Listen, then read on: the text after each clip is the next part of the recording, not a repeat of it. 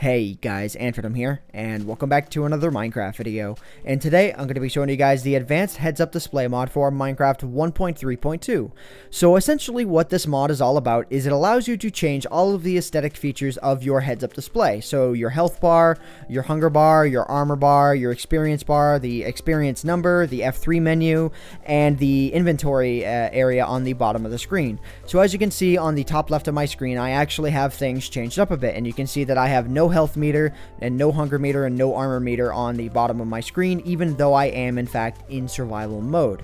So basically, if you want to mess around with any of the things that are involved in your heads-up display once you have the mod installed, all you have to do is hit the H key, and that is going to bring you up with this this menu right here. And basically the things that are selectable here are the things that you can mess with. So if I want to mess with the health bar, armor bar, breath bar, XP bar, etc, etc, etc, I can go ahead and I can mess with any one of these. So if I wanted to mess with the position of the chat, all I'd have to do is hit chat and then hit reposition here, and I could make the chat pop up on the right side of the screen, or the top, or I can make it pop up on the top left or the top right or dead center, if that's your choice, I guess. Or if you have moved it and you're not really satisfied with where you want it, then you can go ahead and you can hit the R key and it will reset it to its default position. So you can see it was originally on the bottom left there. That was the last set position. So I'll hit escape so it doesn't set the new position or anything like that. So now I'm going to show you guys a couple of neat little features with the health, armor, and breath bar, and also the hunger bar as well. So if I hit health bar here, you notice actually you hang on, let me go ahead and let me reposition it here so you can see it better. If I go ahead and I hit style, by default, this is what your hearts look like. If you want to have it be this sort of doubled up look, and basically each one of these hearts like would be your typical half a heart. So whenever you would lose half a heart here on the double thing, it would actually drain a whole heart. Or you could set it to be one big solid bar, or you could have it be a half a solid bar. And you could set the orientation to be vertical or horizontal. And then look, you can kind of do this as well, you know, whatever you end up fancying. And if you want the bar to fade out after a certain amount of time, you can do that as well. I personally don't like fading out the bars on things like this. Like for the breath bar, I think it's fine. Not so much for the hunger bar, maybe for the armor bar, the experience bar, maybe. But I'm going to go ahead and I'm going to set it back to the way it was. I'm going to set it to solid 2. I'm going to make sure the fade is off. And then I am going to go ahead and I'm going to hit reposition. And then I'm going to drop it back into place here. So yeah, so this bar, the next bar down, if I hit escape here, the next bar that is below the health bar is the hunger bar, and it's gonna drain, you know, as I'm running around. I believe I'm on peaceful mode right now, so yeah, that's why my health went right back up. And the bar below that is the armor bar. As you can see, I'm wearing a pair of diamond boots, and then there is no armor there if I don't have any armor on. So anyways, I'm gonna go ahead and I'm gonna put that armor back on here.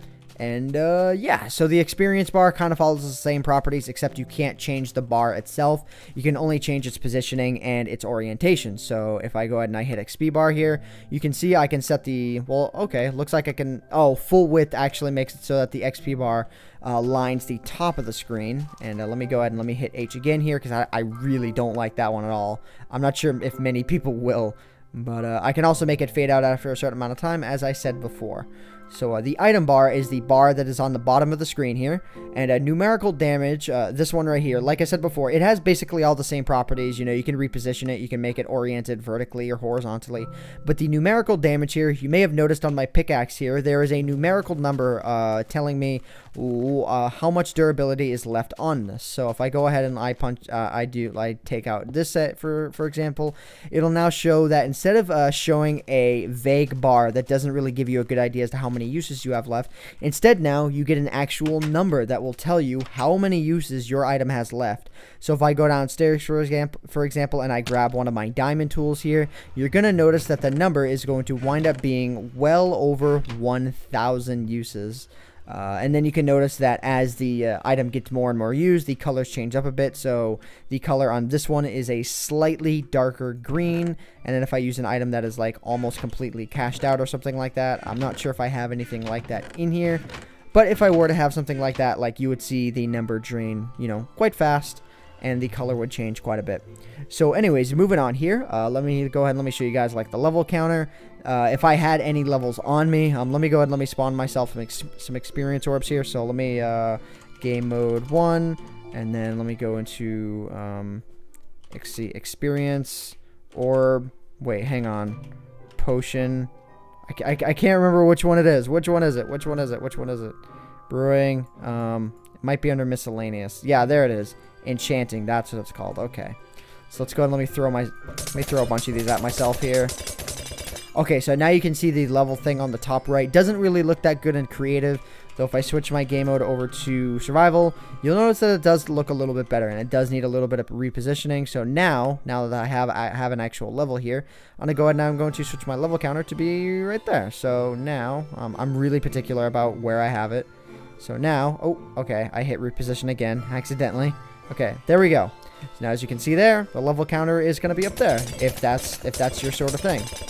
I kind of like it up there, though. Also, I should say right now, I won't be making any videos with this mod in use. Maybe 1 or 2 elements here or there, but nothing that affects the actual heads-up display. So let me go ahead and let me hit H again here, just show you guys some more of the features. You can have custom crosshair set. That's kind of cool. If I hit the on button here and then I set it to a creeper. Yeah, my crosshair is now a creeper. This is like almost no reason for it, but it's almost hilarious in its own right. Crosshair, boss health, that's another thing. Let me go ahead and let me travel into the end here so you guys can see the boss health thing, because obviously it's not enabled because there is no boss around. I'm not even sure if the Ender Dragon is alive in my peaceful map. Let's see here. Oh, I spawned in here. Okay. Let's see here. Alright, let's see. Art thou an Ender Dragon? Yeah, there should be an Ender Dragon here.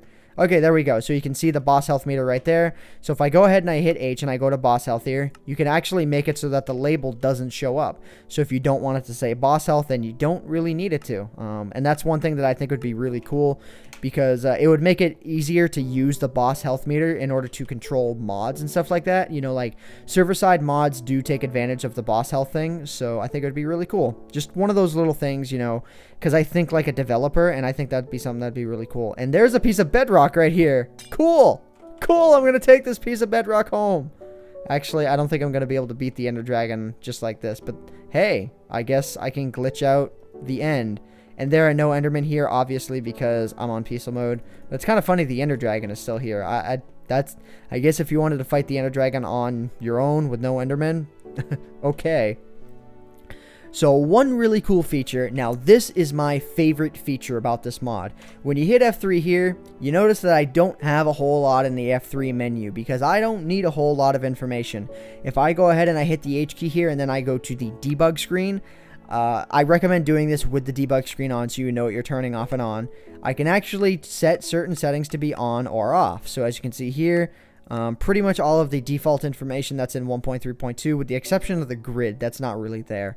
But you can see here, everything is there. And if I don't want anything there, you know, whatever kind of a use of a debug screen that would be, you can make it so that nothing could show up. You like it? Maybe let's just say you wanted to play Minecraft with the old school text up there for some demented reason. You could do that in this form of the default screen, in this form of the debug screen. Kind of cool. I don't know. This mod is just really fun to mess around with, and I'm a fan of reviewing mods that only change aesthetic things and aren't really necessarily necessary. Come here, Ender Dragon. Come here. Come here. That aren't really necessary when, you know, the next update comes around. It's not really the sort of thing, like, you need. Those are the kinds of mods that I like the Optifine mod, for example. Yeah, you take a hit. All right.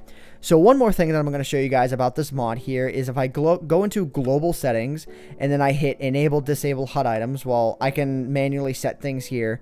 But, hang on, if I hit on the bottom here, there is a beta map that is included with the mod that is off by default. But if you hit on with it, you will see the end here. Yeah, it generates a map based off of the area that you are in. And let me just go ahead and let me die here because I don't really need to be alive now.